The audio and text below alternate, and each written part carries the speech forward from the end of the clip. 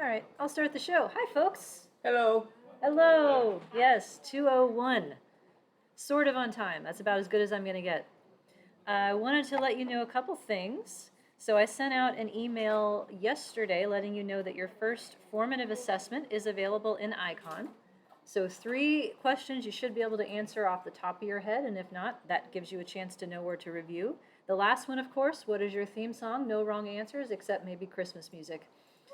So, and if you don't have, if you can't think of it in terms of a sports thing, just maybe a song that motivates you, something like that. In case you wanted to use this class to avoid writing, anyone need to write something that they're really dreading, like a thesis or a research paper? Anybody? Got good news for you. You can procrastinate that, but still be productive because I opened up homework 1. Ooh. Yeah. Yep. You do not have to resort to housework or cleaning toilets or anything like that. You could be productive academically and still procrastinate on the things you do not want to do.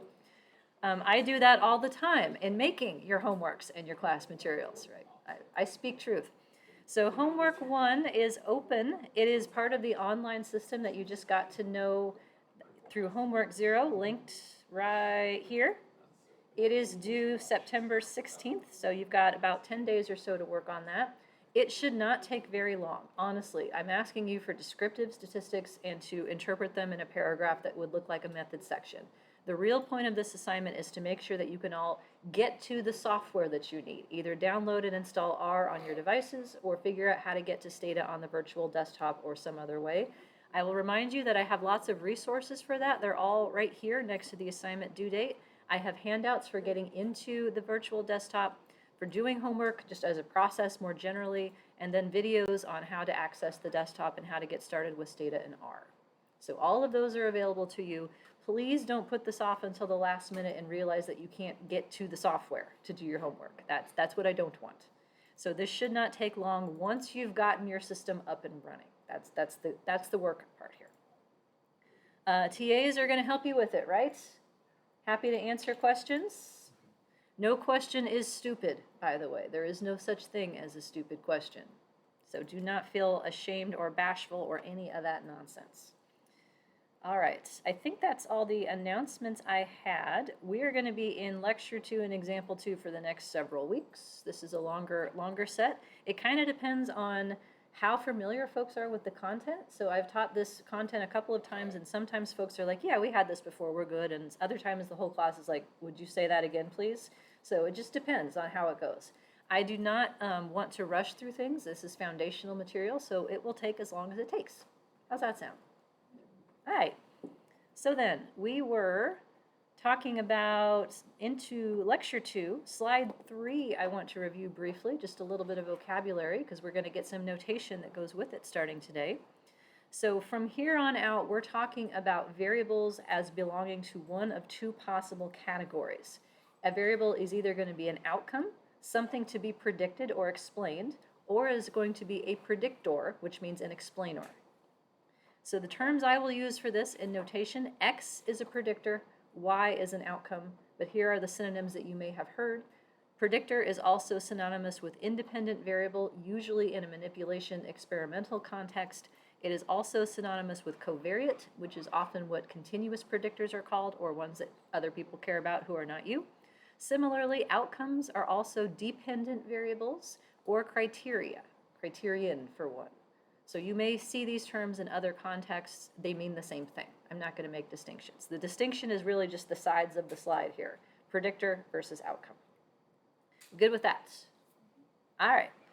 So we're not going to do any causal language in talking about how X predicts Y because we take into account the fact that it could be Y predicting X. There's really no way to know if these things are measured at the same time and nothing is controlled, which is honestly the bulk of the research designs that we will come in contact with.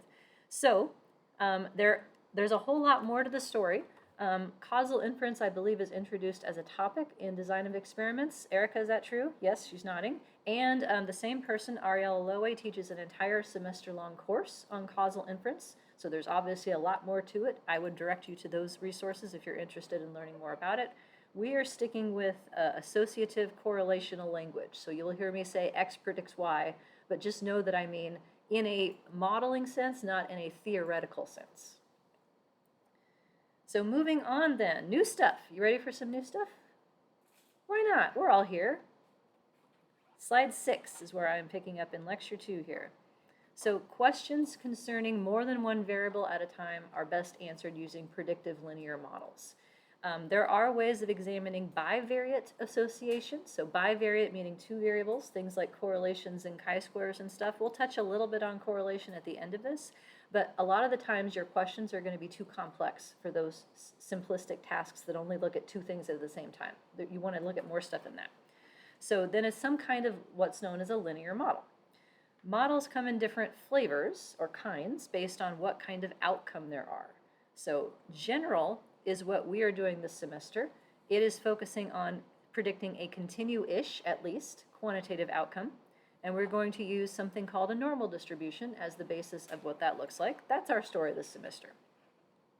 Any other kind of outcome falls into a different family of models. So you would think that the term general means what it sounds like in general. No. This is going to be the first in a very long list of badly named concepts in statistics and quantitative methods. General has a very specific meaning. It means an outcome whose leftover parts after being predicted are supposed to have a normal distribution, that bell curve shape that you probably remember having seen before. That is what general means for that kind of outcome specifically. The term general was invented around 1950 or so by trying to recognize that what had been thought of as separate ways of analyzing a continuous outcome could be brought together under one larger umbrella. And they called it general. And then a couple decades later, folks were like, actually, general is one specific case of an even larger umbrella, which is known as generalized linear models, where ized means any other kind of outcome possible. So if you're thinking about coursework for next semester, not too early to plant that seed. The follow-up course to this I would recommend is Generalized Linear Models. It's 6270. It is a newer course that I put on the books a couple years ago. I teach it. That covers all the other kinds of outcomes that there might be. So these are the keywords that you can ask the Google about if you want to know about it right now. If you're predicting something that's binary, that's a different distribution, and something known as a link function, which allows the predictions to stay within the boundaries of a binary outcome and not exceed the viable range. Each type of outcome has some kind of special family of models that goes with it. So if you are interested in predicting these kinds of outcomes, I'm sad to tell you you're going to have to wait. But the good news is that everything we're doing this semester for general linear models applies. It's just we have to add extra pieces to it to make it suitable for an outcome that has boundaries rather than being unbounded and continuous. So there's my plug for that.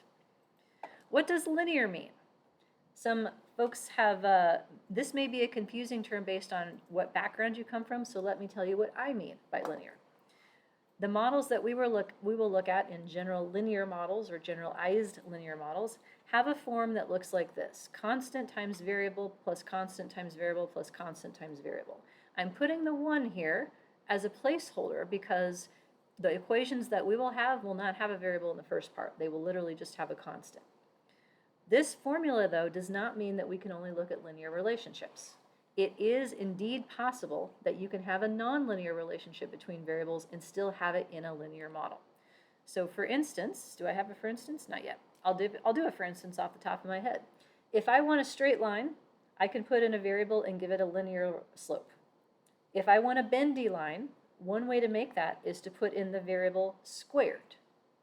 That makes a parabola, a sad face or a happy face.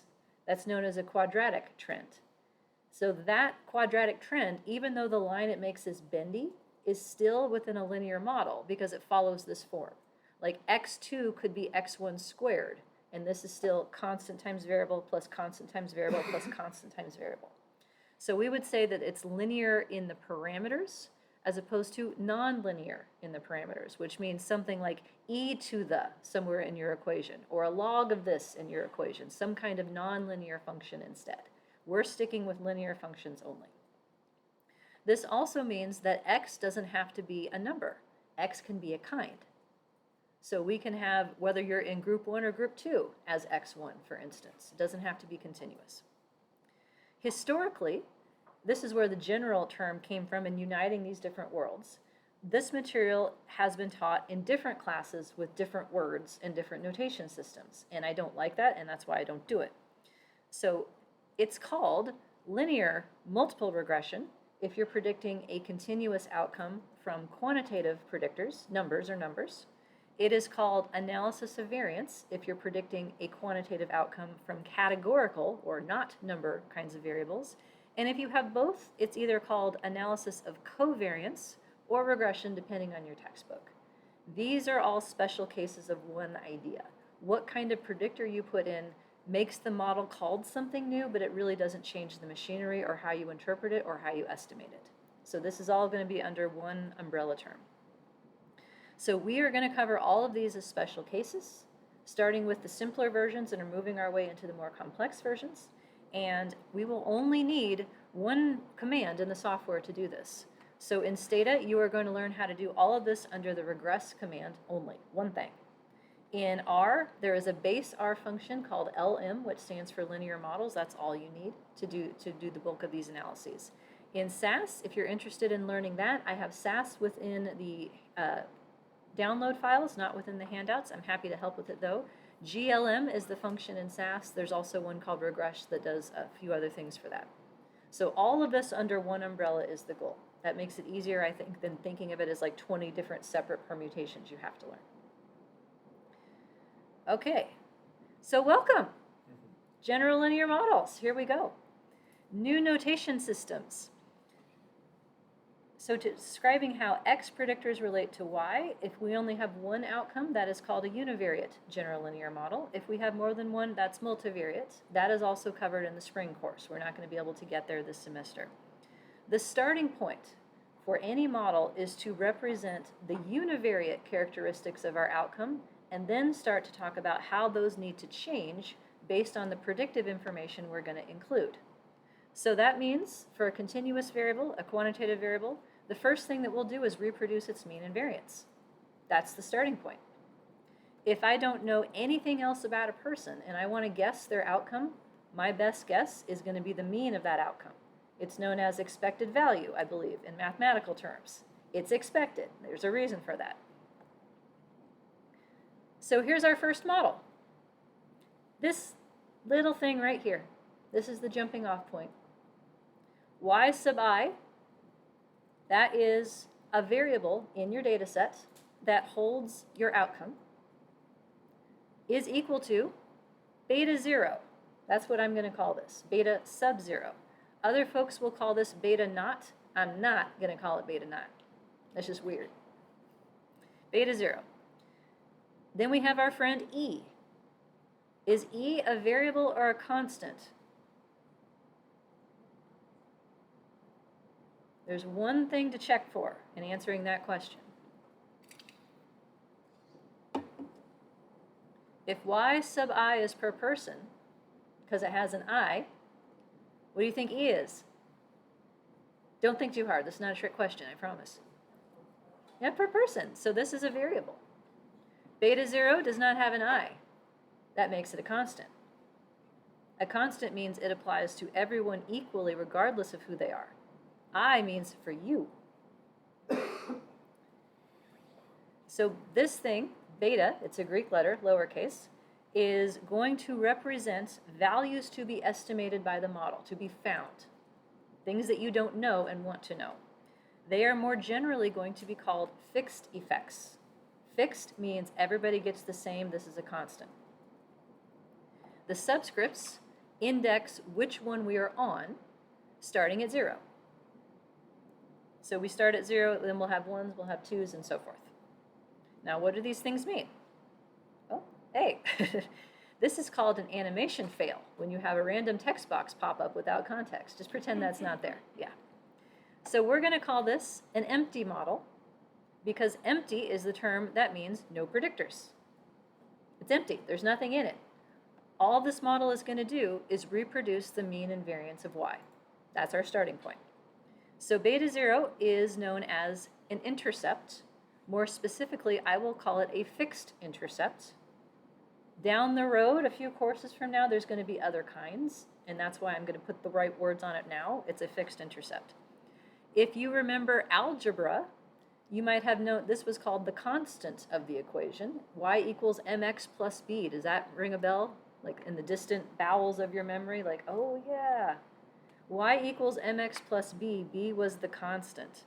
I don't like that term, and I'm not going to use it because all the betas are constant. It's not specific enough to me. So this is the intercept. This is the where we cross the line at x at 0. In this context, x as a predictor, we don't have any yet, those are going to be part of the equation. Beta 0 is going to be the expected outcome of y when all my x's are 0. I don't have an x. That means this is just the expected outcome. So if I know nothing else about a person, my best guess for their outcomes to start from is the sample mean. The mean of the outcome. That's the expected value. The sample mean, another synonym you will hear from this is the grand mean. In notation, that's y bar. So beta 0 is just y bar at this point. That's what it is going to become. Now, here's the rest of it. This is a picture of the normal distribution that I stole from Wikipedia. I steal a lot of pictures of distributions from Wikipedia. So in this distribution picture, there are 4 different ones depicted. They differ in what their mean is and what their variance is. We remember what a mean is, right? Central tendency. What's variance? Yep, I'll take gestures. Okay. Yep. Variance is this, how spread out people are around their means. So in this picture, my best guess for someone from the blue distribution would be 0. My best guess from someone from the red distribution would be 0. And it would be for burnt orange. We're going to go with that? Sure. What do they differ by? Their variance. Yeah, so blue, the mean is a better guess, I would say, than for orange. Like if odds are better, you're going to be more towards 0, and the one that's more squished together has less variance. So we also need to keep that in mind. So that's what E here is for, is to convey the idea of how far off are you from what we guessed you would have. How wrong is that one prediction from beta 0 for each person who gets their own E? E is known as a residual. That's the term you will hear me say. It is also known as error. That's why we have an E. Some textbooks will stick an R out here instead of an E for residual, but it's the same idea. This is how far off Y is from what is predicted by beta 0. So I can write it this way. E is your original outcome minus the one that is predicted. So if I am higher than what the mean is, my E is positive. If I am lower than what the mean is, my E is negative. You've seen this before. What I have just shown you is essentially another way of writing the formula for variance. Rather than saying the sample variance is what your Y is minus the mean for the sample, I'm replacing that thing in parentheses here with E. That's what E means. So E is a shorthand for how wrong the model is for you as an individual. I square that. Remember why? All positives. Positives and negatives, not wanting to cancel. Square it, sum it across every one of the sample, and divide by n minus 1. And the 1 is because we had to know what beta 0 is to figure out how wrong we are. So the 2 parameters, that's the term you're going to hear. Parameter means things to be found by your analysis, broadly construed, is beta 0 and not E per each person. We want the variance of the E's across people. That's what we're going to pay attention to. How wrong is this model? That's what E is telling us as a collection. How far off is each person from the mean squared? If I just want to know how far off each person is from the mean on average, what's that called? Yeah, 2-word phrase. There you go. Yes, cough, cough, homework question. Standard deviation is how far off you are on the mean on average. Square that, and that's variance. And variance is not an intuitive thing when it comes to just a number. Standard deviation is more intuitive. But when we talk about models, we talk about offnesses in squared units because we're concerned about making sure we capture all the offnesses, not canceling out the positives and the negatives. So this notation is partially population and partially sample. Like beta 0 would be a Greek letter for population, but E is for sample. We are going to replace S squared in our notation scheme with this symbol right here. That's sigma, lowercase sigma, squared sub E. So this sigma squared means variance, broadly construed. My convention is to always write what it is the variance of. It is the variance of the E's as a subscript. So that symbol will replace the variance symbol S squared in univariate statistics. So here's the income example that we looked at before. This is still example 1 data. It will stay with us for the rest of about halfway through the semester, I would say. Let's say that I want to predict income. This is in $1,000 units, and my sample of 734, big N, sample size. That's another one. That's another homework question. Here's my model. So Y sub I equals beta 0 plus E sub I, my residual. If I want to plug in Y, that's income. I don't know what these are yet. When we fit this model using software, that's where these numbers come from. I will show you how I got them after we go through the concept part. Beta 0 turns out to be 17.30. That's right about here in the histogram. This is the same thing as the sample mean we would get from printing descriptive statistics. Nothing, no new information yet. Each person's residual is what they had for real, Y sub I, minus what is predicted for them, right now just from beta 0, and the variance of their residuals was estimated as 190. 190 doesn't mean anything to us, necessarily. It's not intuitive. But the square root of 190, the standard deviation of the E's, is 13.8. So this is how far off from the mean we are. You can also think of it as how wrong the model is on average for each individual. They mean the same thing in this context because the model is simply reproducing the original distribution of income. Okay, how are we doing so far? Thumb check. Remember, you can have the whole range of the thumbness. Okay, sideways. Sideways is all right. This is the first time. So 17.3, that's my mean. How do I know if that's a good estimate of a mean? I don't. I only have one sample. But there's ways that we can sort of approximate, given the other information we have in this variable, how good of an estimate it is. Said differently, if we had another sample from the same population, so the population, again, I'm going to borrow this term, whoever said this, thank you, is all y'all, right? And I just have y'all as one sample from it. But if I got a different set of y'alls, would their mean be 17.3 or would it be something else? Probably something else. Like odds are not good it would be the exact same number, but how different is it? Would it be like 17.4 or would it be like 30? Yeah, that's what we want to know. We want to get a sense as to like how precise or how expected this would be from our population without knowing what the population is. That's the tricky part. So I liken this to when you're bidding in a card game. So as a Midwesterner, Nebraska specifically, I have learned, our family plays a game called 10-Point Pitch. Anyone know this game? Anyone? No, okay. Yeah, this is Iowa. Apparently it doesn't go across the border. It's somewhat analogous to Hearts because you're playing in a suit and you have to like say at the beginning how many points you think you can get with the cards in your hand, and then you get more cards and you capture points and things. It's like that, except it's just a different permutation. Well, around the bidding section, you can learn a lot about the people you're playing with and how certain they are by how they bid, right? It goes up to 10 points. So if someone says 6, that's different than 6 or 6, I guess. Is it 17.3 or is it 17? We want to get a sense of that. So let me give you a demonstration as to how this process unfolds. I made up some data in which I know what the right answer is for this demonstration. So I simulated data, meaning asked my computer to make this up. I created 100,000 fake people. That's my all y'all. I said, give me a variable from a normal distribution, this one right here, that has a mean of 10 and a variance of 25, which means that on average, every individual in this all y'all data set is off by 5 on average.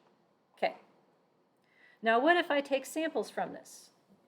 From my all y'all, I'm going to say, y'all, you get together and you calculate your mean. Now you all, you get together, you calculate your mean. So I'm pulling people out of the sample, the big population, and making little mini samples out of it. Let's say that I do that and I pull 5 people into each sample, and I do that 1,000 times. Here's a different distribution. This is not about people anymore. Each of these data points contributing to this histogram is the mean of a particular sample of 1,000 people pulled from the broader population. This is a mean for y'all out of the all y'all. If I only have 5 people, the mean for that set of 5 people has a lot of variability to it, right? It could be anywhere from like 5 to 15, even though I know the right answer because I made the data is 10. Now, if I pull 10 people into my sample, do that 1,000 times. Here's the distribution of the sample means given 10. Not quite as variable. 15, not quite as variable. 20, 30, 50. You can see what happens. The more people that you have in a sample, the closer your sample mean will be on average to the population mean. That's why in research, people want bigger samples when it's possible, because they are more likely to accurately capture the population the sample came from. I have more confidence that the mean is 10 if it came from a sample of 50 people than 5 where it's like 10? So these pictures are at a different level of abstraction than our data. This is what's known as a sampling distribution, and it's of the mean in particular at this point. So these are summaries of samples put together, not people. The people contributed to each of the data points that made this picture. So the larger your sample gets, the less wiggly, the less dispersed the set of sample means will be around the true population mean. Yeah, that. I can compute that. So here's what the mean of the sample means is in each of my pictures. Damn if that's not spot on. The right answer is 10. Within very little wiggliness, we get the right answer back on average. But how certain we are about it depends on sample size. So the right column here shows the standard deviation of these sampling distributions. How wrong is the sample mean on average relative to the population mean it's supposed to be? This is not about people, this is about samples. So this is standard deviation as the same idea, but at a higher level of abstraction. Within a sample, we have a mean and we have a standard deviation for how wrong the model is or how off any one person is from the mean. But then that mean itself goes up to this level. And it's like if we had the same study over and over again or random draws from the same population, then how wrong is that sample mean relative to the population mean it should be? That is what this standard deviation means. It is going to get a new name because having 2 different things with the same label is confusing. Where this is headed is called a standard error of the mean, not a standard deviation. That's where I'm headed. We're not there yet, though. So we're building intuitions about what contributes to these distributions of sample estimates. So larger n within a sample means on average that sample's mean is going to be less far away from the population mean. The other thing that's going to affect that is how variable your people are. Within a sample, if the people are further away from the mean on average, that's going to have an effect. So if I take the same picture, this is a mean of 10, standard deviation of 5. Made a new population, Still the same mean. Now I shrunk the standard deviation to 3. So this is the picture of the overall 100,000 fake people. This is the all y'alls. I made 2 versions. Now I'm going to take samples of 1,000, do it 1,000 times of samples of different sizes. So here's 5, 10, 15, 20, 30, 50. Same thing happens. The more people within a sample, the narrower it gets. The closer each sample mean is on average to the population mean. And here are my standard deviations. But relative to the previous picture, they're even skinnier now. And I can put that next to each other. Here's a comparison. So the top is a standard deviation within a sample of 3. So on average, people are off from their own sample mean by 3. And if I grab a sample of 5, do that a bunch of times, and grab a sample of 10, do that a bunch of times, this is what the spread of those sample means look like given a standard deviation of 3 from where they came. If I have the same amount of people, but a larger standard deviation within the data, then these ones are more spread out. So sample size and variability within a sample work in opposite directions. The more people you have in your sample, the closer the sample mean will be on average to the population mean, the more right you will be. But the more variable your people are, the more spread out everything is, the less certain you will be, the more wrong you will be.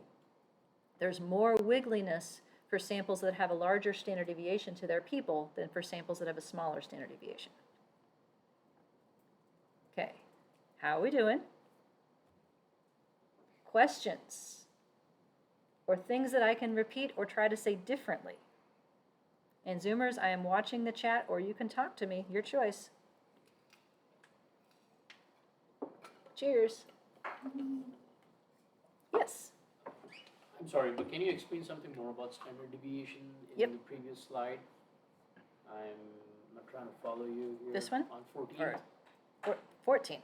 Backing up. Okay, yes. Yeah, so I'm pretty much understanding about mean, but then standard deviation is something that I'm not able to understand. That's because we are talking about 2 different kinds of standard deviations simultaneously. Okay. It is confusing. Uh-huh. So this one is about the collection of samples and how spread out they are as members of a population. Right. That's what this one is referring to. The standard on the, let me go back to there. Yeah, slide 17, this standard deviation of 3 versus 5, that's within one sample how spread out the people are. Agreed. Okay. And it's terrible to have the same word mean 2 different things. So we're going to fix it. Right. So, welcome to a new vocabulary word, standard error. The more people we have within a sample, and the less variable those people within a sample are, the more certain we are that our sample mean is 17 and not 17. That leads to a smaller distribution spread of the means, the standard deviation of the sampling distributions. So we're going to give it a new name. Standard error is how far off your sample whatever is from the population whatever. Mean here, but that's a more general definition. How wrong is your conclusion? Standard deviation is how far off are you from the mean. So standard deviation is about people. Standard error is about samples. They both have to do with width of a distribution and offnesses as ideas. The proper formula for standard error uses the population version of the standard deviation, but in data we don't know that. So in practice, we swap it out with whatever the sample version is. That has some cost to it, but we don't know what it's supposed to be. Only when you make up the data do you know what the population values are supposed to be. So here's how you compute it.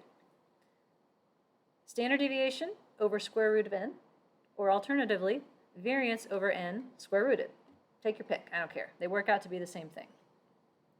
So standard error is something that even though we only have one sample, we can nevertheless anticipate how wrong that sample mean is relative to the population mean. It's like magic. Don't believe me? Don't believe me, just watch. So in this picture here, yes, that was an Uptown Funk reference. One of the few songs past 1999 that I'm privy to that wasn't written by Pink. I know her music, that's about it for modern music. So here's my picture again. Standard deviation of income in this one sample is 13.8. On average, people are off from the mean income by 13.8 people. The standard error of the mean, animation fail there again, is calculated this way, either way. It's going to be 0.51. So what that is telling us is that the sample mean itself of 17.3 is going to be off, wrong, relative to the population mean it's supposed to be on average by 0.5. Yeah, off each way, yes. So that gives us a sense as to how we can anticipate what might happen in future samples. So on average, you would think that either way, it would be off by only 0.5. That means 17 is a pretty good estimate. There's not that much variability. It's not like it could be 30 realistically. Now, how do I know this is right? Even though I only have one sample, it's magic. That's the best I can do. So here's my picture again. Here's 5 people in a sample, 10 people in a sample, 15, etc. Within a sample, standard deviation is 5. Okay. So the mean across the samples is right on 10. That's not what we're worried about. The standard deviation across these samples, computed from these directly, because I made up the data and I control the world. I know what the extra samples will look like. It's 2.1 if I do it empirically, meaning using the simulated data. If I take what is expected based on the standard error formula, it's 2.24. That's if I use the known population standard deviation. If I use the one that came from the sample, it's 2.13. And you can see these close in, getting closer and closer to the right answer. It's magic. Whoever figured this out is a genius. It is magic. I think it's magical. It works. Somehow, even though we have one sample, we can anticipate how variable that sample would be based on alternative versions of it. It's magic. So standard error is telling us how wrong our sample estimate is from the population estimate. Standard deviation is telling us how far off any one person is from our own sample mean. It's like 2 layers of abstraction. So this distinction as to whether you use population or sample matters more when you have fewer people. If you don't know population, then that's all, then you can't use it, obviously. What about normal? So I drew, let me go back here, get a picture. I drew these samples from this all y'all distribution that's normal. What if it's not normal? Did you know that there's a lot of distributions besides normal? There's like a lot. I don't even know them all. Wikipedia probably doesn't even have them all. What? Infinite number. Infinite number of distributions. Here's another one.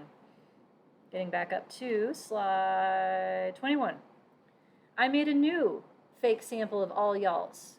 And this time I pulled them from what is known as a count distribution. Poisson, to be specific, I believe is a French word that means fish. And that concludes all of my knowledge of French. Thank you. So this one doesn't look normal. What language would you use to describe this in terms of its lopsidedness? And feel free to read from the screen. Positively skewed. Yeah, the tail is on the positive side here. So count distributions are lower bounded at 0, because you can't do something negative times. Like you can't have -2 drinks today, or -2 cigarettes today, or -2 arrests today. So counts are bounded at 0, but they don't have an upper bound. You can have infinity drinks today or infinity cigarettes today. Not recommended, but theoretically possible. So I made up this distribution to have a mean of 2, and this has a special case where the mean and the variance are supposed to be the same. So the variance is 2. So let's say that in reality, this might reflect the number of times in a given day that I have to tell my son, I just said that. What did I just say? Like, don't do that. What's the next thing he does? That. What did I just say? Dude. On a good day, 0. But modal, once or twice a day. How many times is the lower bound? 0 times I'd have to say that. What's the upper bound? I don't want to know. 0. Yeah. Less so than when he was a toddler. Let's put it that way. So this distribution is not normal. We can agree on that, right? It's lopsided, bounded at 0. Look, it still works. Magic. So if I pull samples of 5 people, I do it 1,000 times, this distribution looks a little bumpy, but it starts to smooth out and fill in as you get more people. But the same thing happens. The uncertainty in how spread out your sample means is going to be, which is what this picture is showing, how spread out the sample means are, they get squishier. They get more closer to the population mean the more people you have. And if you're like, does this sound familiar? Yeah, this is called the central limit theorem, by the way. This idea that as you converge to have larger samples, the distribution of those sample means becomes normal. It doesn't mean your data converge to normal. That is a common misconception. It's the distribution of the sample means from your data gets more normal looking. You can have data that take all different shapes, but their distribution of means converges to normal as you get more and more people in each sample. Okay, that's a transition point. How are we doing? Okay, so far what we have is a mean from a model, a standard error for it that tells us how wrong that mean is for this sample on average relative to a population. Even though we can't know that, we can approximate it with this glorious formula. It works for a lot of cases. It doesn't work for everything, but it works for a lot. Now, no one woke up in the morning and said, I wonder what the mean is of my variable, right? Like no one's going to write a dissertation or an NIH research proposal and have that as a specific aim. But that is a naive jumping off point. So let's do better. What if we add a predictor variable? Why not, right? So x, generically, to start with. Then we change our equation to have this new part in the middle. So beta 0 now takes on a different interpretation. Before, it was the expected outcome, period, because we didn't know anything else about a person. Now, it's what's expected specifically when this middle part drops out. If x is 0, the contribution of this new thing, beta 1, goes away, and we're back to where we started. So beta 0 is the expected outcome, specifically when our predictors are 0. It is known also as a conditional mean because it is conditioned upon your value of x. So we're still predicting a mean, it's just that each person will get a different mean as a function of what their x is. But everybody who has an x of 2 gets the same predicted outcome. So it's conditional on x only, but not conditional on who you are. The purpose of beta 0 is now to adjust for any mean difference between x and y. It makes sure that y is in the right scale to make it make sense given the data. The fixed slope has a very specific interpretation. Beta 1, that's a slope. It is, in algebra terms, rise over run, the change in y per unit change in x. In our class, it's going to be the difference in y for a 1 unit difference in x. I say difference instead of change. That may be a semantic distinction to many of you, but it's not to me, because I teach longitudinal analysis where people literally change. And if you have an x of 2 and someone else has an x of 3, you're not changing into a different person. They're just different. So I say difference rather than change most of the time, but you can say change and it's fine. So this is how y changes as a function of x. For every 1 unit increase in x specifically, y goes up by beta 1. So if beta 1 were 2, then I would say as x changes from 2 to 3, y is going to increase by 2. As x changes from 3 to 4, y is going to increase by 2, and so on. So this is the equation for a line from algebra. This is y equals mx plus b, rearranged with different notation. It is. It's a powerful thing. So the purpose of this is to capture a linear relationship between x and y. We can have nonlinear, stay tuned, we'll get there, but linear for now. So because of this, what do I want to say? The tie between the interpretation of beta 0 and the scale of x, we want to make sure that x has a meaningful 0 point. Otherwise, beta 0 will make no sense. So let me give you an analogy. This is a map of an airport. It's a dated map, but I kept it because it has special sentimental value to me. I'll give you a clue. This is an airport that I traveled to frequently when my now husband and I were dating and he lived in Georgia. Would anyone like to guess what airport this is? This is Atlanta. This is Terminal B in Atlanta, where I found myself most often, in between planes, because I've never lived anywhere that had a direct flight to anywhere. Let's put it that way. The Midwest, the best you can hope for is 2 flights and not 3. So I'd get on my plane, go to Atlanta. I have 45 minutes to find myself some food and get into my next plane. So if I want to know, I always went to the Manchu Wok in the middle thing. I like airport Chinese food is my go-to. If I want to know where that is, what's the first thing I need to figure out for me to use this map? Which gate you're arriving at. Well, I need to go, but to use this map specifically, if I'm standing in front of it and I need to figure out how to get dinner. You need to know where you are. I need to know where I am. And they know that, right? Because every map has a "you are here" star somewhere in it to tell you where you are. Because if I came to the map from here, I would need a different orientation than if I came from the middle or if I came here. And I'm very, very spatially challenged. I can get lost in a closet. Like, it's remarkable how bad I am at directions and maps and stuff like that. So I rely heavily on the map.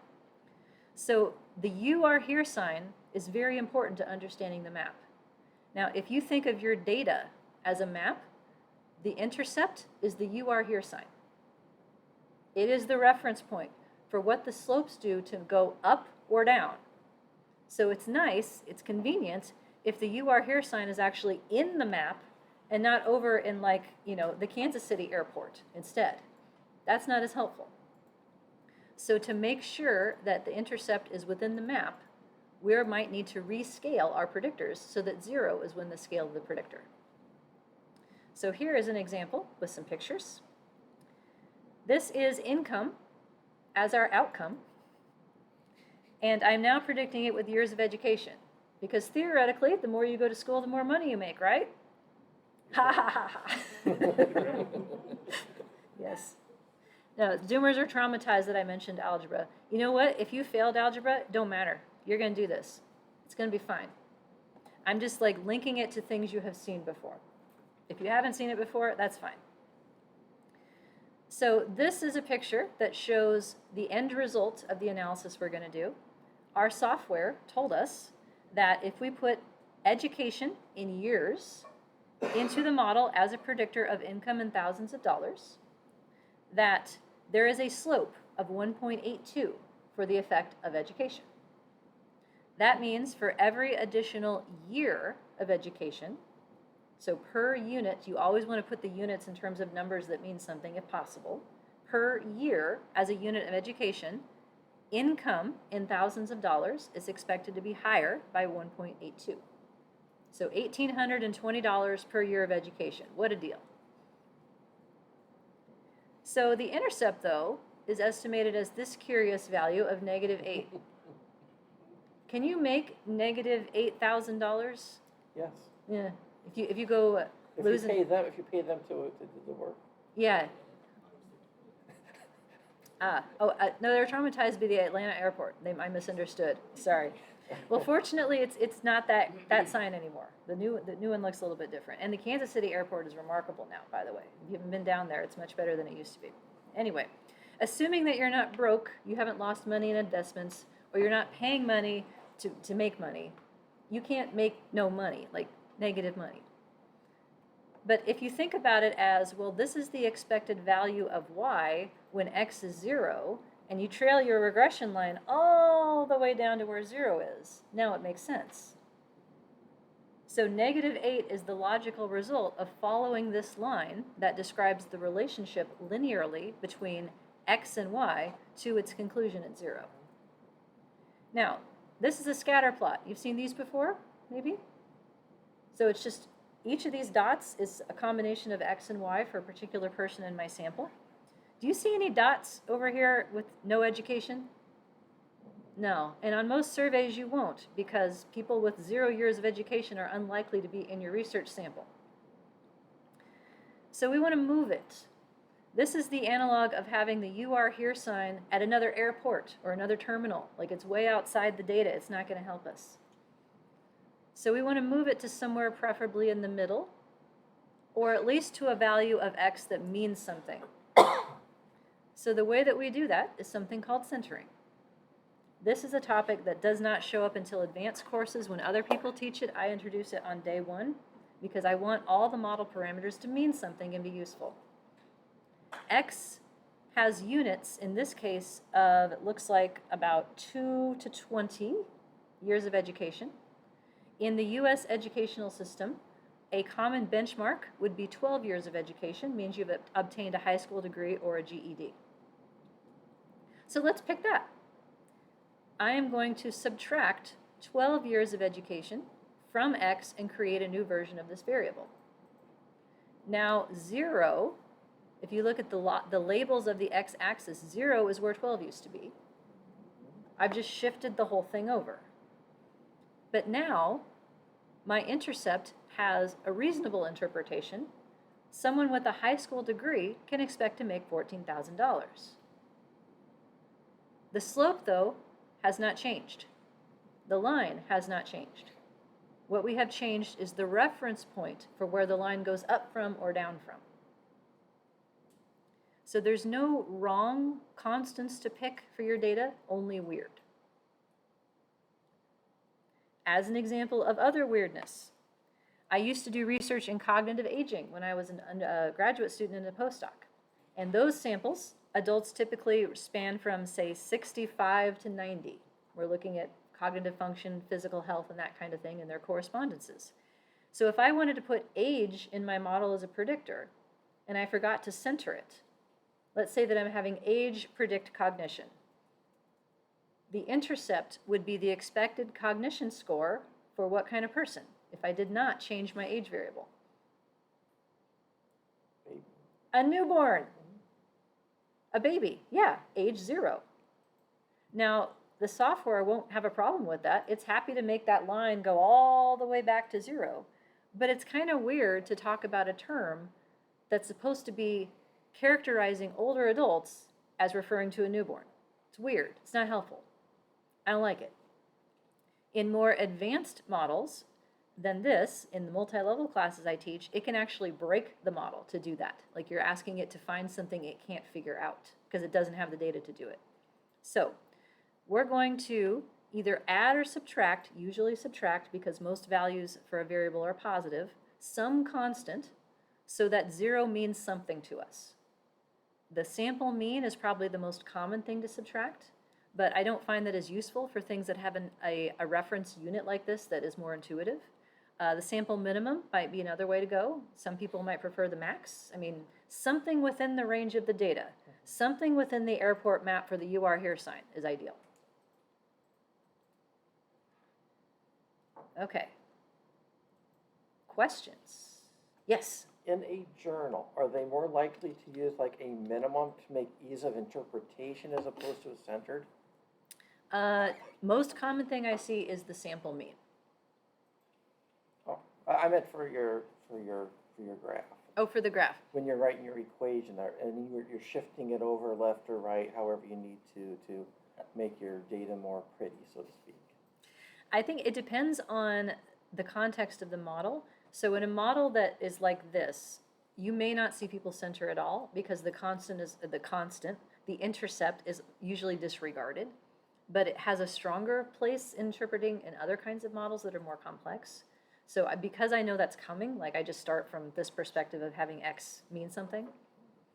But yeah, if you see something like this where the intercept is out of bounds, that's a centering issue. Like, x of 0 is logically not possible. That's what this means. So is 1.8 a lot? Not really, right? Is this line reliable? Could we say that there is a relationship between education and income? It's kind of hard to tell. If there were absolutely no relationship whatsoever, what do you think the line would look like? And I will accept gestures. Yeah, straight line, right? Just cutting through, like, doesn't matter what your education is, that, like, income is predicted to be the same. You can think of that as what the empty model is predicting, is a straight line. Any other kind of line is what happens when you add that predictor in. So we need to get some sense as to, like, is 1.8 good? Like how useful as a predictor is it? How strong of an effect is this? The problem with 1.8 is that it only has meaning in the context of the units of these variables.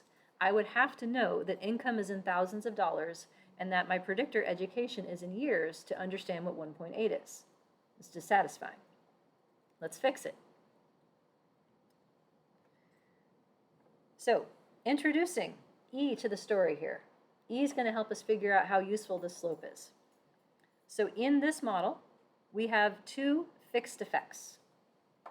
Beta 0, which is our intercept, beta 1, which is the slope of x. I'm going to use k as a symbol that keeps track of how many of these you have. This is going to show up in equations later on. So the y that is created using the predictors has this new terminology here. Y hat is what we call it, the caret thing. Y hat is composed of just the fixed effects part. It gives you the conditional mean, paying attention to your score on x and nothing else. So E then swoops in to get what's left. So you can think of it a couple different ways here. Y is what's predicted plus what's left over. To find what's left over, it's what did you have minus what you're supposed to have. So E is positive if you are having more y than the model says. E is negative if your y is lower than what the model says. What the model says is the hat thing. It's a conditional mean. So now we have a different definition of E than we had before. Before, E was how far off the mean you are, and there was only one. Now there's a different mean based on what your x is for every possible value of x. Not just the integers, but all the ones in between. Because this line keeps going, right? For any value of x, I can figure out what your predicted y is from this line. What I'm talking about is how wrong this line is relative to the little circles around it, which are the actual people's scores. So E has a different definition because what the model is predicting has changed. Now E is how far off the model is for you after considering your education. And the terms that we will use for that is after controlling for your education or adjusting for your education. All of those are synonyms. So if the line is not flat, if education predicts income, E should be smaller. Including education should give you a better prediction for what income is for any one person, if the two are related. Right? So the question is, how much smaller did it get? So let's look at this visually. Here is the same picture. Now we're going to focus on one person. This person up here. They went to 20th grade. They're one of the highest earners of our sample, $60,000. The empty model for this person would look like this. If I know nothing else about a person, the best guess is the mean. That's my 17.3. The mean is what would be given by the purple line here. Irrespective of education, everybody gets the same prediction of 17.3. That's the worst we can do. That's our jumping off point. For this person, that's a terrible prediction. They are 41.5 above the means. Their actual score is 58.8. So all of this vertical distance here between this dot and the purple line, that's E. I got to take E from the line all the way up to the dot. That distance is 41.5. If I do this for every dot on this page, I figured out what the E is for each person. I can take the difference, so this can either be e in the parentheses or y minus the predicted y, square it, avoid the canceling, sum it, divide by 1. That's 190. That's the variance we started with. Now if I add the model with education, that's the blue line. So now my prediction for this person out here, because they went to 20th grade, so note the numbers, I am showing the centering, the subtraction of 12 in the equation so that your reader will know what 0 means. So the value that I plug in here for 20th grade is not 20. It's the new scaling of 8. It's 8, because 20 is 8 more than 12.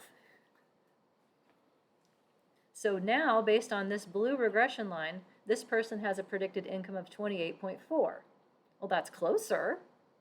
It's not right, but it's closer. So the distance, the wrongness given by E, is down to 30 relative to 41.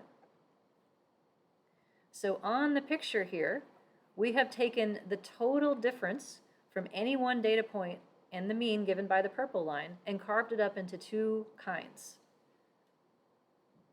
We would say that the explained part of income is because we've shifted our prediction from the purple line to the blue one, but that still leaves all the rest of this as unexplained. Why is it that this person still makes more money than everyone else who went to 20th grade? We don't know yet. So the variability of the e's that remain relative to the blue line that's predicted by education, that variance should be smaller. It's down to 162. In the way that we will compute variance, it will always decrease or stay the same. It will never increase. The worst you can do is introduce a predictor that has no relationship, meaning the e's will all stay the same and the total variability will be the same.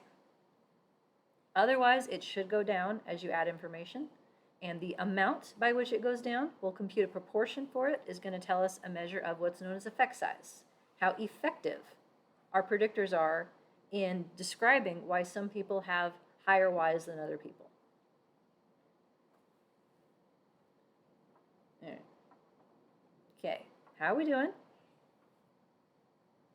Okay, so what's E conceptually? Little review here.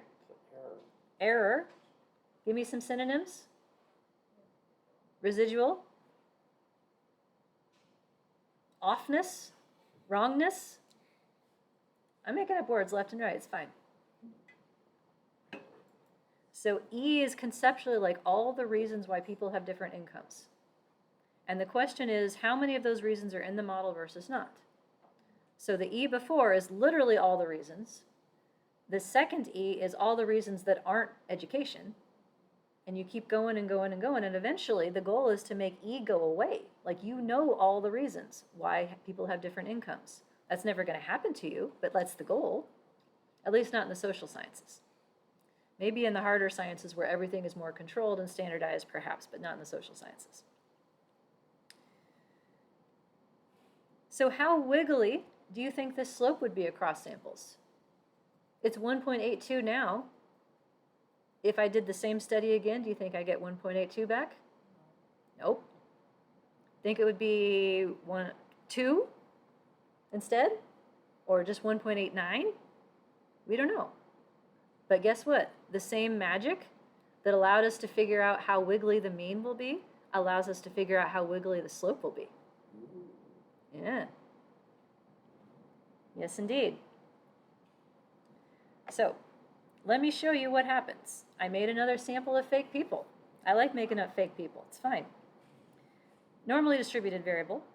I made up X and Y, so 2 variables in the same data set and 100,000 fake people.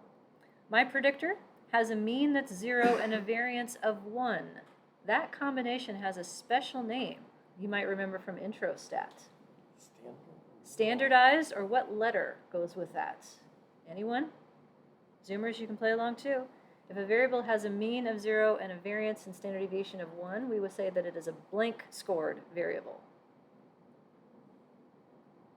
Z is the answer. Trivia. We don't need to worry about that too much. But standardized or Z scored, those are the ones you have. We're taking the units away, so it simplifies. And here's how I made up the data. I said, I'd like an intercept of 100, I'd like a slope of 2.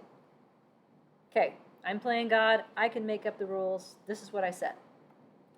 And then I made residual variance 9 or 25.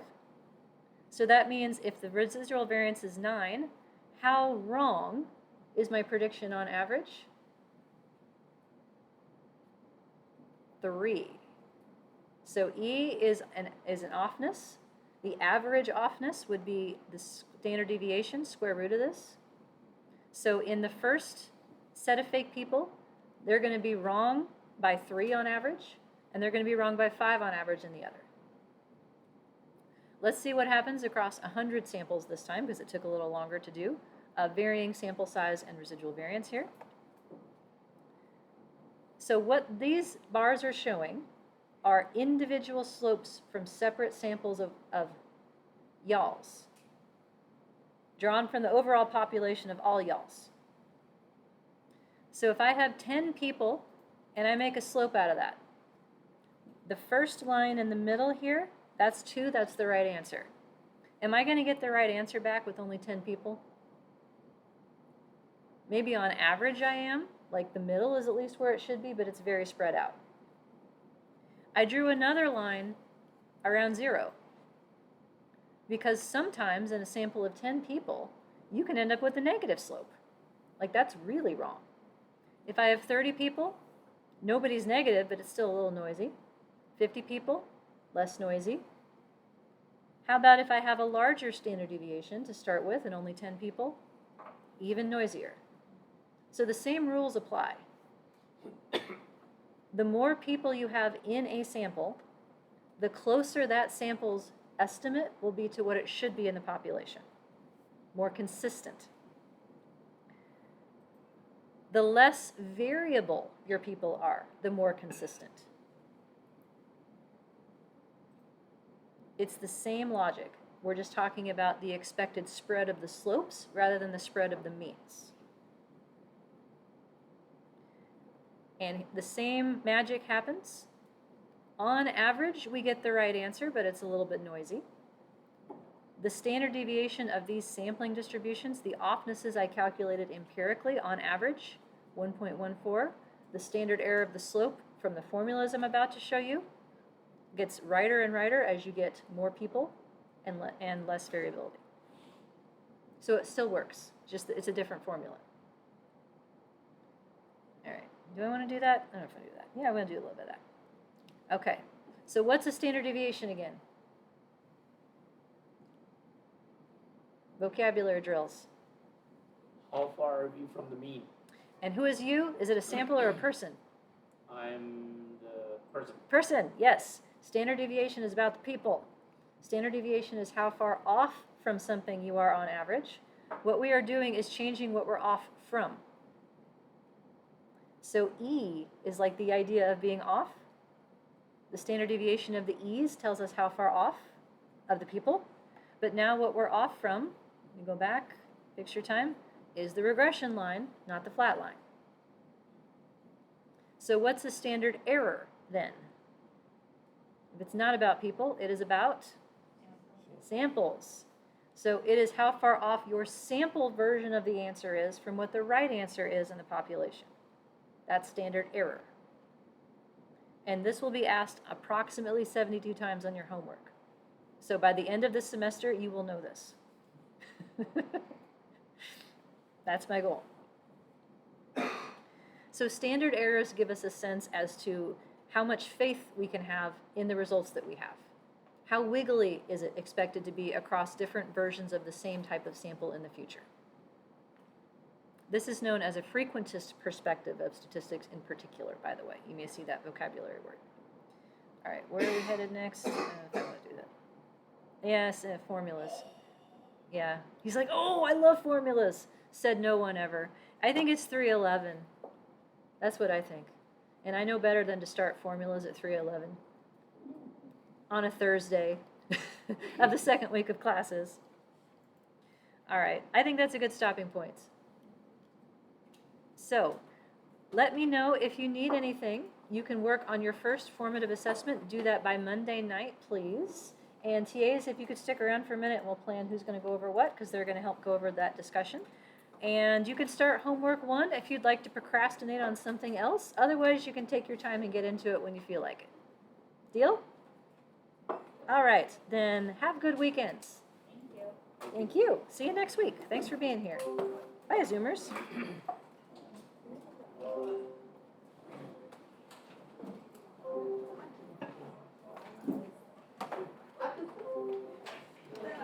I learned something. Yeah? If you go back to your picture of the slope with the red explained and the blue unexplained, Yes. not sure where that one was at. It's somewhere in here. It exists. Yeah. This That one. book, that one is like, oh, it's like, okay, because I seen the explain, I see unexplained, but then you see, oh, so if we had only had our intercept, it's like, oh, intercept to the line, done. Never saw that before. I learned something. Good. I hope you shall learn more things. Well, Otherwise, this will be a very long PhD program. Well, did I not say I was hoping to round out? Yeah. And so that was great. Yeah, it's harder to do this with like multiple variables because it has to be at like a multidimensional space. Three-dimensional. My brain doesn't work that way, but I can handle 2 dimensions. Well, and then of course my brain took the next level and said, oh, that explained is actually only the variable times your coefficient. It's like, oh, yay. Yeah. So it's just this much we know why these We do. know why it went up or But- down, But depending we, on what your yeah, slope but we is. don't know this much, and we can do that for every dot on the page. Yes. Anyway. All right. Let's see. We're gonna eject the last Zoomer.